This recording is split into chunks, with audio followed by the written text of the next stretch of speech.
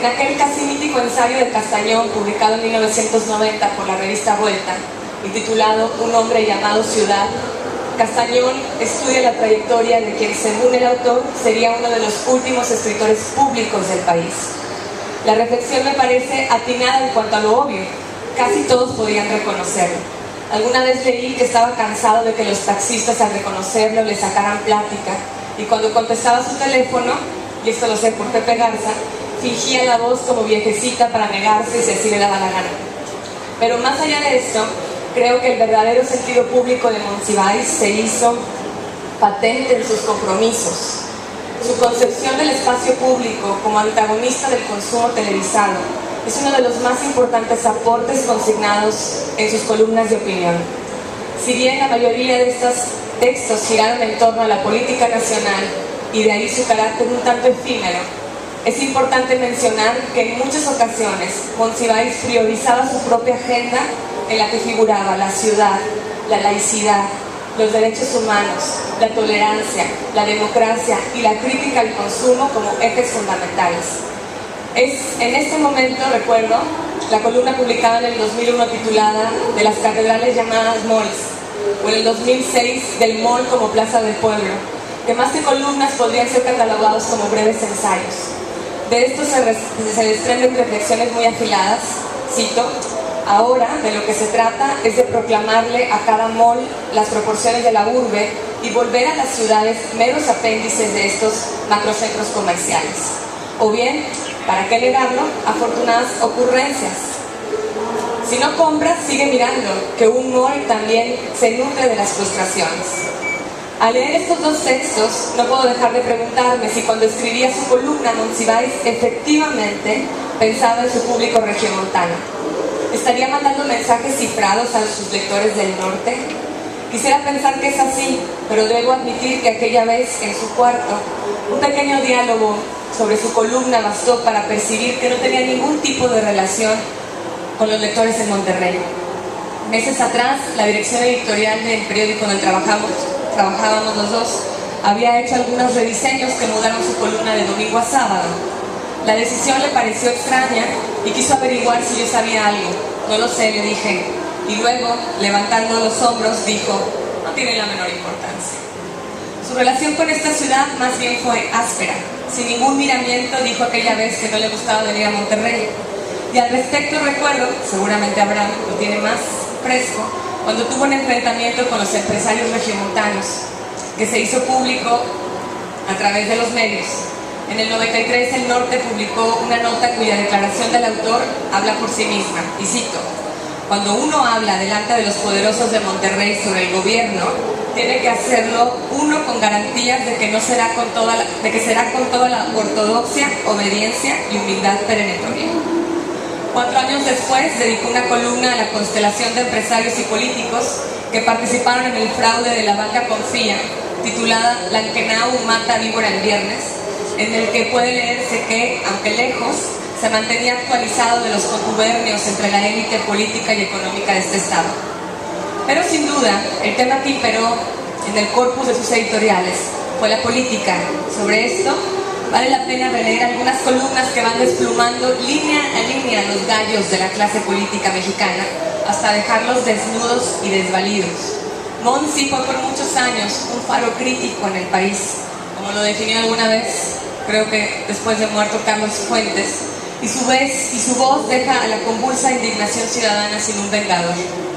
Monsi fundó una tradición en el lenguaje y es menester de quienes nos quedamos que esta tradición, que este oficio del intelectual comprometido con la fuerza del lenguaje no muera con él. Sobre esto Sergio Pitol reflexiona sobre la influencia que tuvo su entrañable amigo cuando era niño en la experiencia de la lectura de la Biblia. A corta edad, Monsi era capaz de declamar al derecho y al revés todos los libros del Antiguo y Nuevo Testamento. Cito a Pitol: esto explica de alguna manera la excepcional textura de la escritura del autor, sus múltiples veladuras, sus reticencias y revelaciones, los sabiamente empleados claroscuros, sus múltiples, la veracidad de ritmos, su secreto esplendor. Esto, cierro cita, aunado a esa picardía inconfundible, como si estuviese cometiendo una travesura a la hora de burlarse de la realidad, creaba en sus textos esa sensación que él mismo describió en una de sus columnas al escribir. ¿De qué manera influye la historia en el humor? ¿Es posible acercarse a momentos de intenso dramatismo sin dosis de ironía y de sarcasmo? Las preguntas distan de ser gratuitas porque en la transformación de la conciencia política que vivimos, el humor es casi literalmente un salvoconducto en este campo de batalla llamado salud mental. Sin embargo, el propio Monsi se declaró en otra columna, y esto me conmovió mucho, frustrado de que la ironía se interpretara como choteo y que esto produjera o facilitara el fenómeno de la normalización. Cito, dice: ahora sabemos que el humor, al no ser en verdad corrosivo, fortalece lo denostado. ¿En qué han dañado la imagen del presidente Carlos Salinas de Gortari las caricaturas en su contra?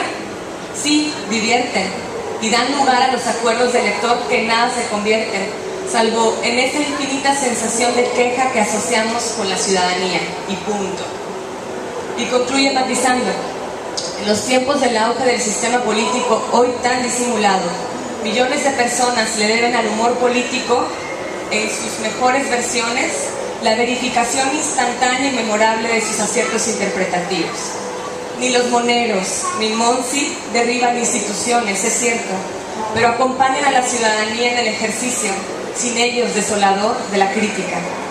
Aunque no es común en sus columnas este tipo de autorréplicas, vale la pena apuntar que Monsiváis fue un ser dividido, todos lo sabemos, posmoderno como pocos, pero tenaz defensor de la esperanza al mismo tiempo.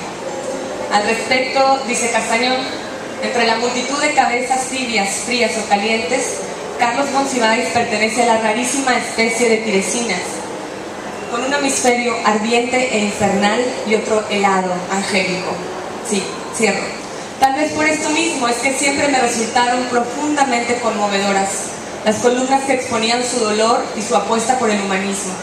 Aunque seco, desfachatado e irónico, Monsiváis fue un hombre de una sensibilidad poderosa, consciente de que en su oficio no podía caer en la tentación del catastrofismo. En una columna escribe sobre su propia tarea, cito: lo que priva es la urgencia de darle voz a las sensaciones de despojo. Y luego en otra escribe para defenderse de este abismo: transformar la desesperación en esperanza racional es la gran tarea de hoy, cuando todo parece incontrolable. Quizá lo que yo más extraño de él es esa suerte de autoridad intelectual y moral para defender el humanismo como la única base de la civilización. De las columnas que atesoro recortadas en mi escritorio, una, la más acariciada, se titula Las vicisitudes del humanismo. En septiembre de 2007 fue publicada, de la que quisiera recoger un párrafo en el que ancla Monsiváis su más íntima esperanza. Los que se han opuesto a la invasión de Irak, los que denuncian los ecocidios, los que se movilizan contra las represiones en cualquier lugar del mundo, son los continuadores efectivos del humanismo, en la etapa en que el genocidio se quiere hacer pasar por obligación moral. Cierro. Otro de sus más entrañables textos, donde demuestra claramente la licencia emotiva que de vez en cuando se otorgaba, fue publicado en marzo de 2009 y se llamó La crueldad hacia los seres vivos, en la que Monsi narró la masacre con machetes y tubos de 37 perros y gatos refugiados en la casa de una persona que dejaba de comer para atender a los animales que recogía en la calle. Este es uno de los textos más conmovedores que puedo recordarle. En este el columnista expone su propio dolor, cito: en efecto, y esta es mi convicción, los animales tienen derechos, y negar que sufren y reírse de este sufrimiento es, como se le quiera ver, otra prueba de la deshumanización. Sobre los animales, luego en otra columna concluye: la actitud humanista sigue siendo y seguirá siendo la base de la civilización, y allí la sensibilidad es, de modo esencial, respeto y compasión por los seres vivos, en el sentido de padecer con otros. Ya voy a concluir. Muchas gracias por su paciencia. A pesar de que desde que entró a cuidados intensivos, Monsi comenzó a prepararnos para su partida, el día de su muerte, confieso haber sentido la sorpresa de la cubetada de agua helada. No supe entonces qué me parecía más insoportable: si asumir que en el tsunami que ya vemos formarse no estará su voz, o imaginar que se hubiera llevado en los labios el sabor al México amargo de nuestros días.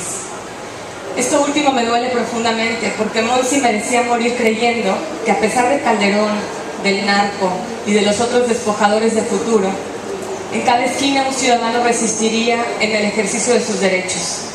Debía morir seguro de que, aunque atravesamos tiempos de infinita tristeza, no faltarán mexicanos que defiendan su derecho a la noche, al dancing y al relajo.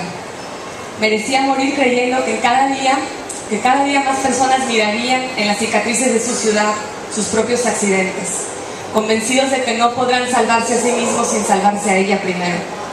Debió morir confiando en que nacerían en el país nuevos ríos para humedecer los campos secos, saciar la sed y recoger la inmundicia acumulada. Me consuelo en la duda de que tal vez Monsi solo se llevó en los labios el dulce sabor de la miel de su esperanza. Muchas gracias.